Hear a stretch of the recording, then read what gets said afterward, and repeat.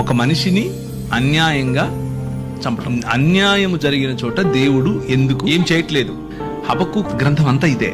ఏంటి నువ్వు చూడవా, అసలు ఉన్నావా, నువ్వు ఉంటే కళ్ళు మూసుకున్న పాట కూడా పాడారు ఒక ఆయన పాత రోజుల్లో. ఉన్నావా, అసలు ఉన్నావా, ఉంటే కళ్ళు మూసుకున్నావా. అయితే భక్తులు ఏం ఎక్స్పెక్ట్ చేస్తారంటే జరగంగానే ఆయన కత్తెత్తుకొని వచ్చేసి వేసేయాలనుకుంటారు.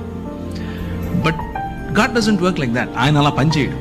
ఆయన ఏమంటాడు అని అంటే, నా ప్లాన్ ఒకటి ఉంది, నేను చేస్తున్నా, నేను ఒక నూతన కార్యం చేస్తున్నా, అది వస్తుంది, అది జరుగుతుంది, you just need to see it. తీర్పు అనేది ఆయన చేతిలో ఉంది. Let's put it this way. మనం అనుకున్నట్లుగా కాకపోయినా ఆయన తనదైన శైలిలో, తన పద్ధతిలో సమస్తాన్ని నూతన పరుస్తున్నాడు.